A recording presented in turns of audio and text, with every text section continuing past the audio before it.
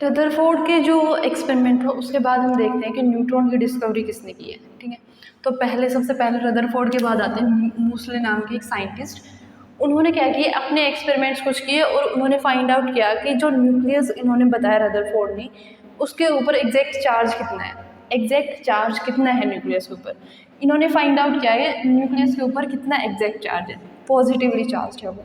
ये बात तो उन्होंने बोला था, जो पॉजिटिव चार्ज है न्यूक्लियस पे वो कितना है, ये किसने फाइंड आउट किया था, मूसले ने। वो किसके बराबर रखा गया, एटॉमिक नंबर के बराबर। जितना एक न्यूक्लियस के अंदर पॉजिटिव चार्ज होगा वो किसके बराबर होगा, एटॉमिक नंबर के बराबर। और यही किसके बराबर है, नंबर ऑफ प्रोटॉन्स के बराबर। ठीक है, अब सीधी सी बात समझो कि जो न्यूक्लियस होता है उसमें क्या होते हैं, न्यूट्रॉन और प्रोटॉन होते हैं। न्यूट्रॉन और प्रोटॉन होते हैं, प्रोटॉन पे ही तो पॉजिटिव चार्ज होता है, न्यूट्रॉन पे कोई चार्ज नहीं होता है। प्रोटॉन पे जो चार्ज होगा वो वही कंट्रीब्यूट कर रहा है न्यूक्लियस के पॉजिटिव चार्ज में। मतलब इन्होंने क्या निकाल दिया, positive charge, number of protons कितने, तो जितने नंबर ऑफ प्रोटॉन्स था उसी को एटॉमिक नंबर के बराबर रखा गया है।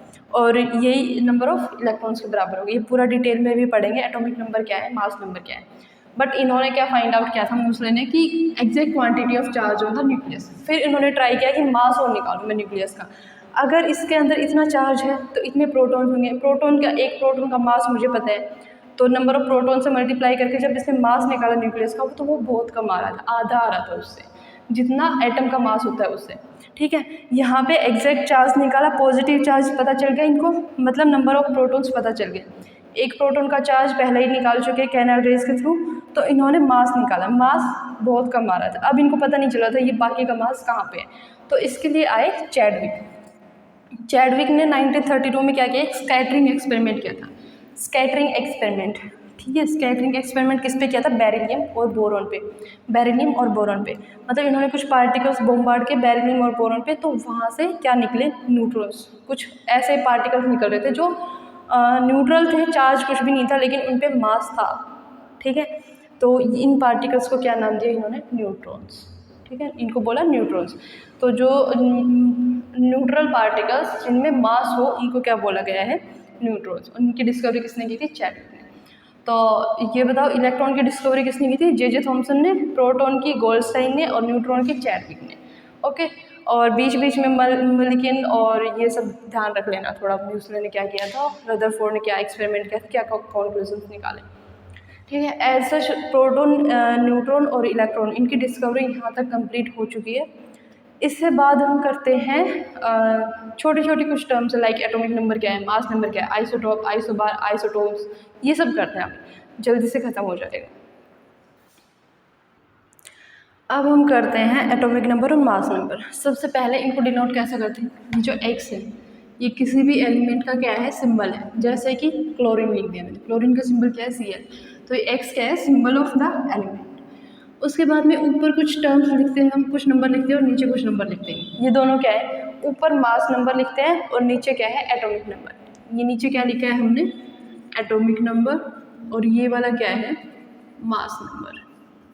अब एटॉमिक नंबर क्या होगा, एटॉमिक नंबर मतलब नंबर ऑफ प्रोटॉन लिख दूँ मैं इसको। अभी तो किया था ना चैट, ये जो मूसले ने क्या डिस्कवर किया था, एटॉमिक नंबर, और वो किसके बराबर आया था, नंबर ऑफ प्रोटॉन्स के। तो ये अगर नंबर ऑफ प्रोटॉन्स के बराबर है तो किसी भी एटम में नंबर ऑफ प्रोटॉन्स किसके बराबर होते हैं, नंबर ऑफ इलेक्ट्रॉन्स के। सिंपल सी बात है, एटॉमिक नंबर किसके बराबर होगा, नंबर ऑफ प्रोटॉन्स के, और वो किसके बराबर होते हैं, नंबर ऑफ इलेक्ट्रॉन्स के। मतलब एटॉमिक नंबर जितना होगा उतने ही प्रोटॉन होंगे और उतने ही इलेक्ट्रॉन होंगे। क्लियर होगी एटॉमिक नंबर की बात, ये बताएगा प्रोटॉन और इलेक्ट्रॉन। अब आते हैं मास नंबर में। किसी भी एटम का मास कहाँ से आता है, इलेक्ट्रॉन का तो कोई मास होता नहीं है, मतलब होता है बट वो नेग्लिजिबल होता है, उसको काउंट नहीं करते।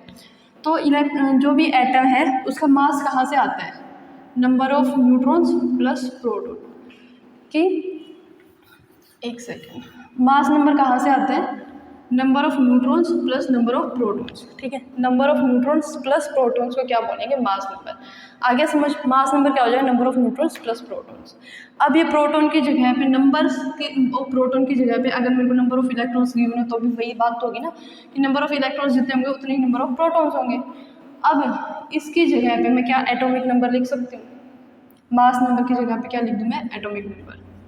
सॉरी मास नंबर की इस इक्वेशन में एटॉमिक नंबर लिख सकती हूँ मैं। प्रोटॉन्स का नंबर है ना, नंबर ऑफ प्रोटॉन्स किसके बराबर, नंबर ऑफ प्रोटॉन्स किसके बराबर है, एटॉमिक नंबर के भी और नंबर ऑफ इलेक्ट्रॉन्स के भी।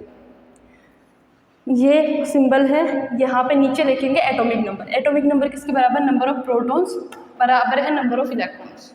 ये तीनों चीज़ बराबर हो गई। ऊपर आएगा मास नंबर। मास किस किस चीज़ से बनता है, न्यूट्रॉन और प्रोटॉन से, तो इन दोनों का सम क्या हो जाएगा, मास नंबर।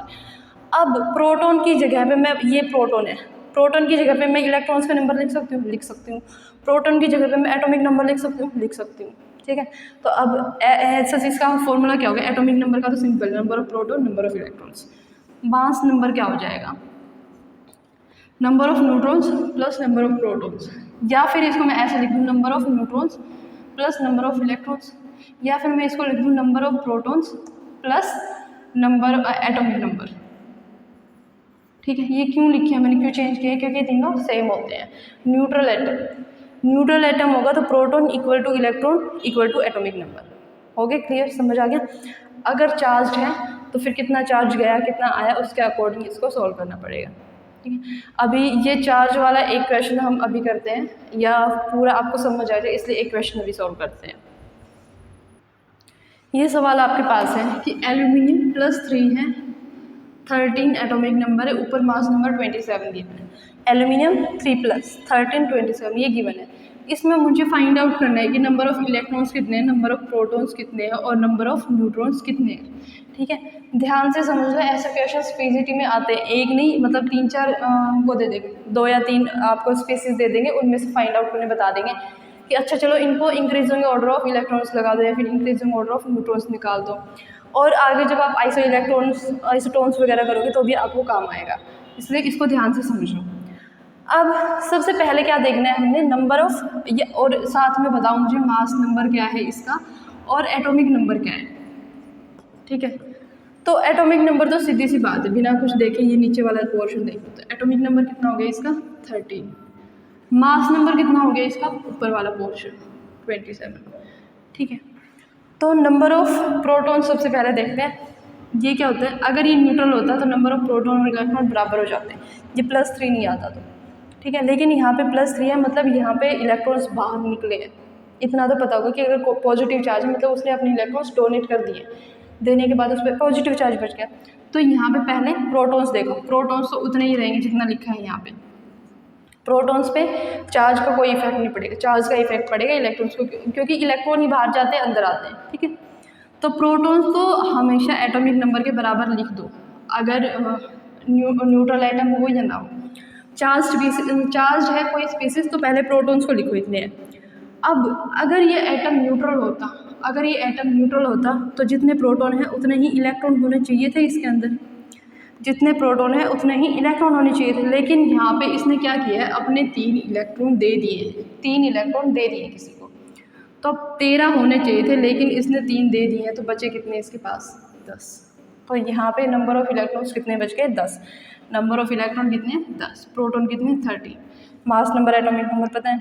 अब मास नंबर 27 है, मास नंबर किसके बराबर होता है, न्यूट्रॉन प्लस प्रोटॉन, तो मैं ये लिख सकती हूँ न्यूट्रॉन प्लस प्रोटॉन की जो नंबर है वो 27 है।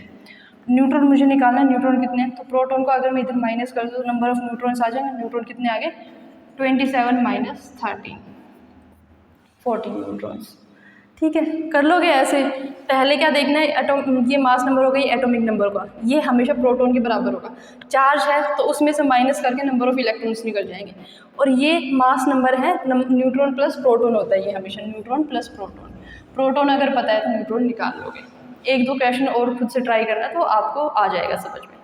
लाइक ऑक्सीजन का देख लो तुम, ऑक्सीजन 16 होता है ना, या लिखो 15, ऑक्सीजन 2 नेगेटिव है, 15 और 8, ये क्वेश्चन है तुम्हें होमवर्क।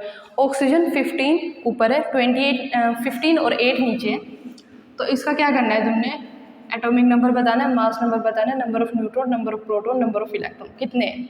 ठीक है, कमेंट करके बताओ ये क्या कितने हैं, इसके ज़रूर सॉल्व करना, और सब्सक्राइब तो कर ही देना चैनल को। अभी हम शुरू करते हैं आइसोटोप्स, आइसोबार्स, आइसोटोन्स एंड आइसोइलेक्ट्रॉन्स। ठीक है, इनमें मतलब पता तो होता है हमें कुछ, किसी में एटॉमिक नंबर चेंज होगा, किसी में मास नंबर चेंज होगा, बट किस में क्या चेंज होगा ये भूल जाते हैं। ठीक है, तो इसको बहुत ही सिंपल तरीके से याद करेंगे।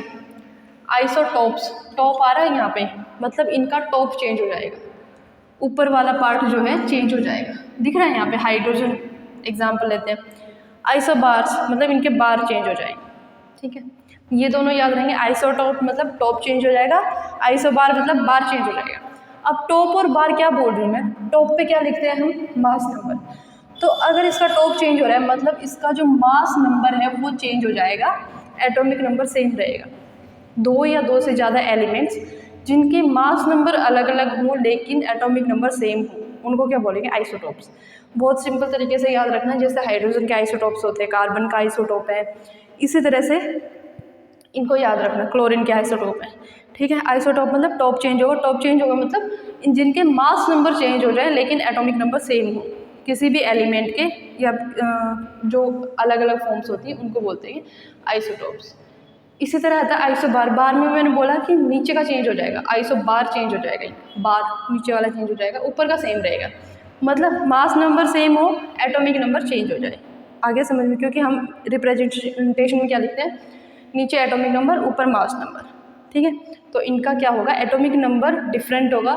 दो या दो से ज़्यादा एलिमेंट्स जिनका एटॉमिक नंबर डिफरेंट हो लेकिन मास नंबर सेम हो, उनको क्या बोलेंगे, आइसोबार्स। ये एग्जाम्पल है आर्गन, क्रिप्टन और कैल्शियम, ध्यान रहेगा ये। अब नेक्स्ट आते हैं आइसोटोन्स।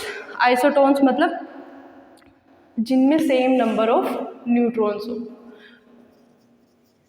टोन्स, न्यूट्रॉन्स जैसे साउंड कर रहा है, टोन न्यूट्रॉन, टोन न्यूट्रॉन, तो इनमें क्या हो जाएगा, आइसोटोन्स में क्या हो जाएगा, न्यूट्रॉन सेम रहेंगे। अब इनमें न्यूट्रॉन्स कैलकुलेट करो खुद से, इन सब में कितने न्यूट्रॉन्स मिलेंगे, 8 न्यूट्रॉन्स मिलेंगे। मास नंबर में से एटॉमिक नंबर माइनस कर दोगे तो क्या आ जाएंगे, नंबर ऑफ न्यूट्रॉन्स, तो इन सब में क्या है, 8 न्यूट्रॉन्स है। तो वो एलिमेंट्स जिनमें नंबर ऑफ न्यूट्रॉन सेम हो जाएंगे उनको क्या बोलेंगे, आइसोटोन्स। अब बात आती है आइसो इलेक्ट्रॉनिक्स। इलेक्ट्रॉनिक्स समझ आ रहा है, मतलब जिनमें नंबर ऑफ इलेक्ट्रॉन्स सेम हो, नंबर ऑफ इलेक्ट्रॉन्स जिसमें सेम हो वो क्या हो जाएंगे, आइसो इलेक्ट्रॉनिक्स। इसके एग्जांपल है O2 negative, F negative, Na positive, Mg2 positive, aluminium +3, neon. इन सब में जब भी इलेक्ट्रॉन कैलकुलेट करोगे आप, नंबर ऑफ इलेक्ट्रॉन्स कितने हैं तो वो कितने आएंगे, 10 आएंगे। देखो जैसे ये देख लो, जैसे ऑक्सीजन है, ऑक्सीजन में कितने होते हैं, जब कॉन्फ़िगरेशन बनाओगे अंदर टोटल न्यूट्रल में कितने होंगे, 8, 1s2, 2s2, 2p4, ये होता है इसके कॉन्फ़िगरेशन, 1s2, 2s2, 2p4। तो नंबर ऑफ इलेक्ट्रॉन्स कितने हो गए, 4 + 2 + 2 8, लेकिन 2 नेगेटिव मतलब 2 इलेक्ट्रॉन और ले लिए तो 8 + 2 कितने हो जाएंगे, 10। न्यून में तो होता ही 10 है। इसी तरह से मैग्नीशियम वगैरह में जब कैलकुलेट करोगे हर एक की कॉन्फ़िगरेशन लिख के, तो उनका क्या आएगा, नंबर ऑफ इलेक्ट्रॉन सेम आएगा। अब कॉन्फ़िगरेशन कैसे लिखोगे कि ये पढ़ेंगे 3rd चैप्टर में, अच्छे से पढ़ेंगे। और वैसे भी आपको याद होनी चाहिए ये, यहाँ तक तो जो मैग्नीशियम न्यून तक लिखा है यहाँ तक तो आपको याद होनी चाहिए। ठीक है, तो फाइनल क्या है, आइसोटॉप्स वो हैं जिनमें टॉप चेंज हो जाए, आइसोबार वो है जिनमें बार चेंज हो जाए, आइसोटोन वो है जिनमें न्यूट्रॉन सेम हो, आइसो इलेक्ट्रॉनिक्स वो हैं जिनमें नंबर ऑफ इलेक्ट्रॉन सेम। ठीक है, और ये इनके एग्जांपल्स हैं। तो आज की क्लास को आई थिंक यहीं पे ख़त्म करते हैं।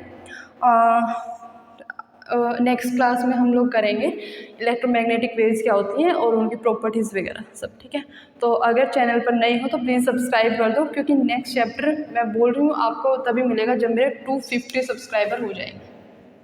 ठीक है, 250 बहुत ज़्यादा नंबर नहीं है, प्लीज़ सब्सक्राइब कर दो। आप लोग देख लेते हो लेकिन सब्सक्राइब नहीं करते हो। ठीक है, तो आज की क्लास यहीं पे ख़त्म करते हैं। Good bye.